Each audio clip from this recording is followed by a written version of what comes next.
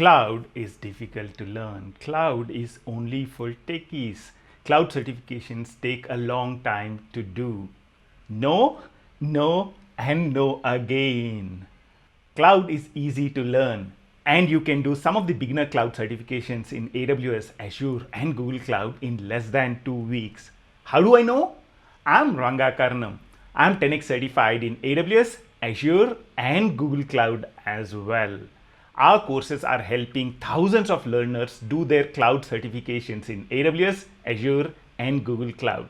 In this series of videos, we'll be focusing on cloud fundamentals.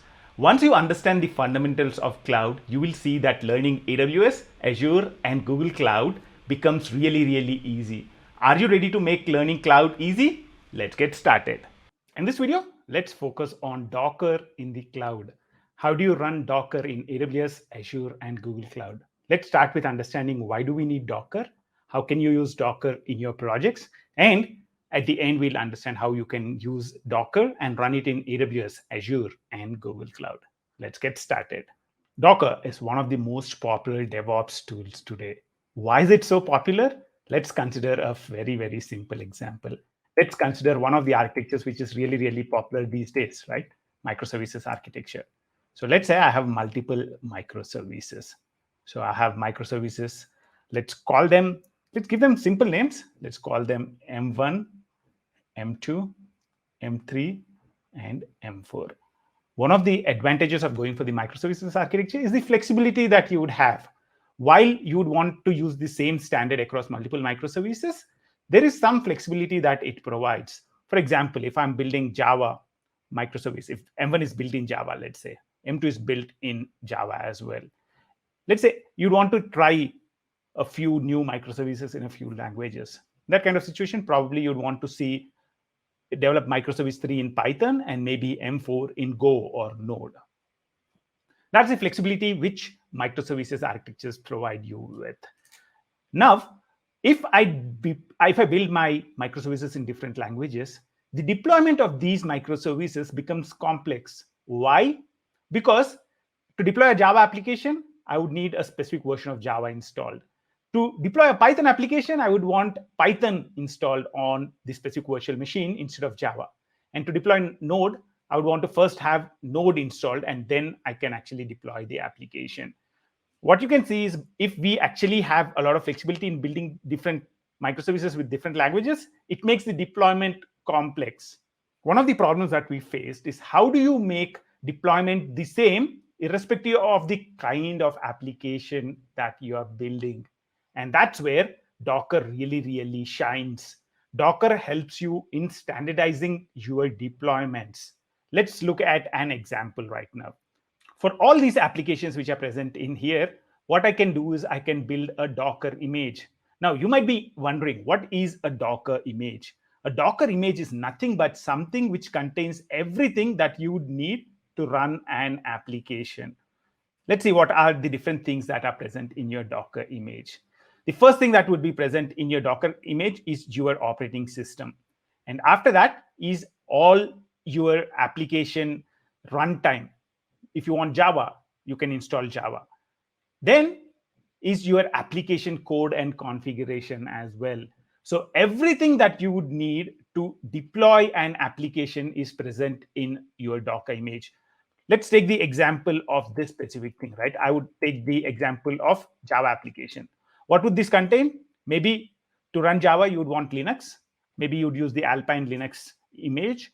And on top of it, you would install Java. Let's say you are using Java 17. So you would go ahead and install Java. So you would add Java in. And after that, you might want to add a jar file in. Now, if I was doing the same thing for a Python application, what would the image contain? Let's quickly look at that. If the same image is being built for a Python application, it would look something like this. It would have maybe the same OS. So you would have the same Linux OS. However, instead of Java 17, you might have Python 3 installed. And on top of it is your jar. If you'd want any configuration or environment variables, all those kind of things can be added in. Now, the advantage of having a Docker image is that you can run it the same way, you can deploy it the same way. So the concept of Docker is just that if you have a Docker runtime, on top of it, you can run any number of containers. So what we are talking about is the fact that if you have a Docker runtime in here, you can run this image or this image or even a node image as well. It does not matter what's inside the image. If it adheres to a specific format, that's more than sufficient. You'll be able to go ahead and run them if you have a Docker runtime. And the amazing flexibility that Docker provides you with is that you can install this Docker runtime in a number of places. So I can have this Docker runtime installed on my local machine. I can have this Docker runtime installed in my data center in a virtual machine or in any of the cloud platforms as well. That's one of the amazing flexibilities that it provides. So this can be your local machine.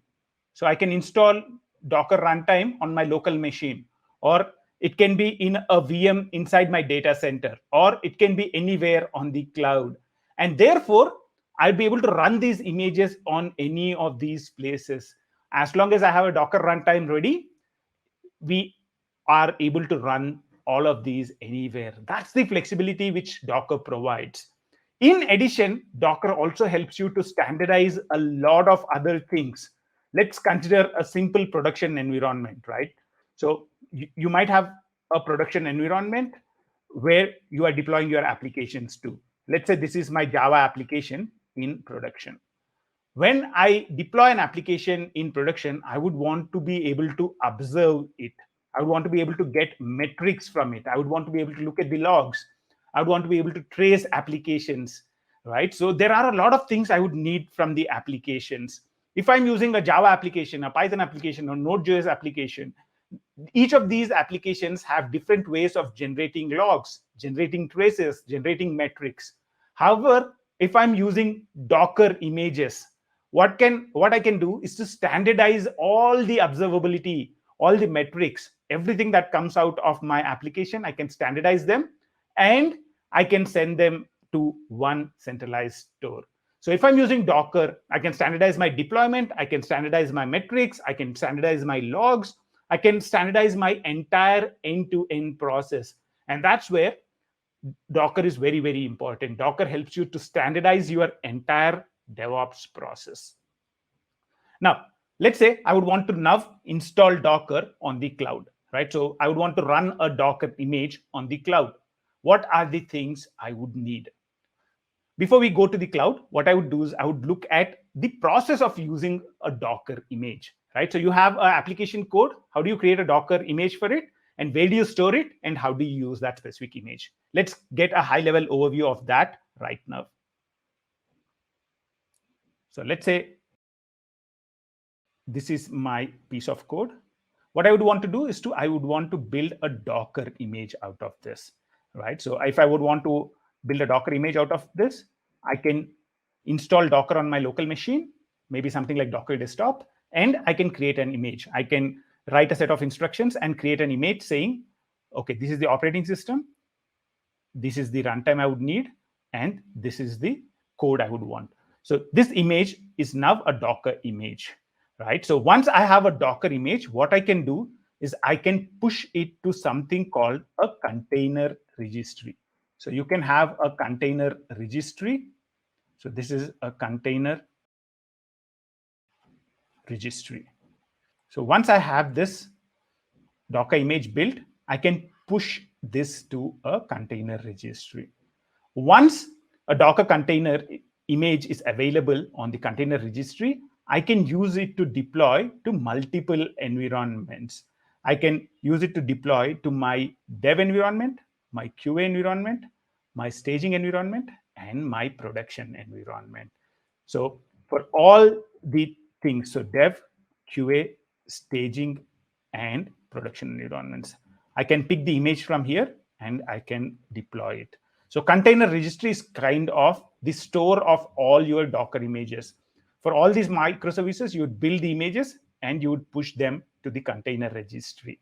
And once these are available in the container registry, you can pick the Docker image from the container registry and deploy it to your respective environments, right? So if you look at this, there are a few things that are really, really important, right? One is the set of instructions that you use to build the Docker image. You need to write a set of instructions in something called a Docker file. So in a Docker file, you write a set of instructions, use them to create a Docker image. Once you create a Docker image, you can push it to a container registry. One of the most popular container registries is Docker Hub. It's a public one. Actually, right now, there is also a private offering for Docker Hub. In each of the cloud platforms also, there are container registries available. In the cloud platforms, most of the times you are making use of private container registries. So you need to provide your credentials and only then you would be able to access the container registry. Now, let's look at these concepts in the cloud, right? So if I would want to run a Docker container in the cloud, one of the easiest option is to use the VM-based services. I can create a virtual machine in the cloud. I can install a Docker runtime, and then I can run my Docker container. This is a lot of manual effort which would be involved, but that's an option. It's not very frequently used option, but that's an option that you always have. You can make use of EC2 instances or Elastic Compute Cloud instances in AWS. In Azure, you can make use of Azure VMs, or in Google Cloud, you can make use of Google Compute Engine, right? So Google Cloud also provides you something called container optimized OS. So you can use that and you can run a VM and you can manually install your container there, right? So that's one way. But the disadvantage of going for such kind of a thing is availability, scalability, everything becomes your responsibility, right? You would want to be able to load balance between multiple instances of your containers. That becomes your responsibility. You need to set up something like load balancing or things like that. And that's the reason why typically we don't go for something like that. What we would do when we go to cloud is we would use managed services, right? What is the managed service for running containers in different clouds? Each of the cloud platforms offers a platform as a service offering. And if you look at the platform as a service offering in AWS, it is Elastic Beanstalk. Elastic Beanstalk helps you to run containers as well. Elastic Beanstalk can be used to deploy Python application, jars, vars, Node.js applications directly, but it also supports running containers. So you can give container as a container image as an input to Elastic Beanstalk, and it will be able to use that and deploy it. In Azure, you have web apps. Even web apps in Azure can run containers as well. And in Google Cloud, Google App Engine also can run containers. So this is a platform as a service offering which can also run containers. Typically, Elastic Beanstalk, Web Apps, App Engine are used to run jars or vars or Python applications directly, but they also give you the option to run containers. In addition to this, there are container as a service offerings. These are services which are specific to running containers only. In AWS, the container as a service option is Fargate, AWS Fargate. So AWS Fargate can help you to run containers in a serverless way. In Azure, it's Azure Container Instances. So Azure Container Instances can be used to run containers in Azure. And in Google Cloud, the recommended service to run containers is Cloud Run. So Cloud Run can be used to run your containers in Google Cloud. Now, the last thing that we would be talking about is container registries, right? So we talked about container registries in here. How are container registries in the cloud? What are the different container registries which are present in the cloud? So let's call this CR, container registry. And what are the container registries which are present? What is the container registry in AWS? The container registry in AWS is called Elastic Container Registry. In Azure, it's Azure Container Registry. Google Cloud actually had something called Google Cloud Container Registry, but now the recommended one is actually something called Artifact Registry. So you can see that you can make use of these container registries. You can store your container images here. So if, let's say, I'm making use of AWS, what I can do is from my code, I can create an image and I can push it to, let's say, Elastic Container Registry. So I can push it to the container registry, ECR. This can be done in a CI/CD cycle or something like that. And once the image is in the container registry, I can use that and I can deploy it to, let's say, Fargate. So I can create an environment with Fargate and I can pick up the image from the container registry and deploy it to Fargate. If it was Google Cloud, then I would be actually pushing my container image to artifact registry, and probably I would be making use of Cloud Run to run my containers. You can see that these are the different services to be able to run containers in the cloud. Actually, there are other services which are related to container orchestration, which are also present in the cloud. We'll talk about Kubernetes and Kubernetes services in the next video. For now, in this specific thing, we are restricting our discussions to just the containers, running a single application, multiple instances as multiple containers. A little later, we'll be talking about how you can have a microservices architectures, how you can implement container orchestration, how you can use Kubernetes, and how you can run Kubernetes on different clouds. So what we looked at in this specific step, in this specific video, is the fact that Docker helps you with standardization. Docker helps you to create a standard image which can be deployed the same way on multiple places. You can deploy it in your data center, in your cloud, on your local machine. As long as you have a Docker runtime present, that's all which is needed. We saw that Docker is cloud neutral. You can deploy applications or the images which you build on AWS, Azure, and Google Cloud as well.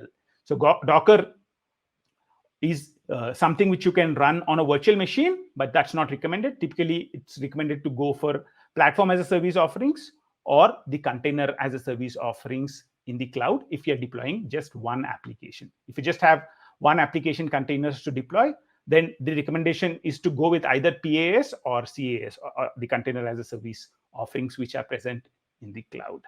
I'm sure you're having a wonderful time, and I'll see you again. I'm sure you had a great time watching this video. Do not keep it to yourself. Tell your friends and tell YouTube as well. How do you do that? Like, share, and subscribe. If you're looking to get cloud certified, check out our cloud certification courses in AWS, Azure, and Google Cloud. And do not forget to check out the other videos in this series of videos on cloud fundamentals.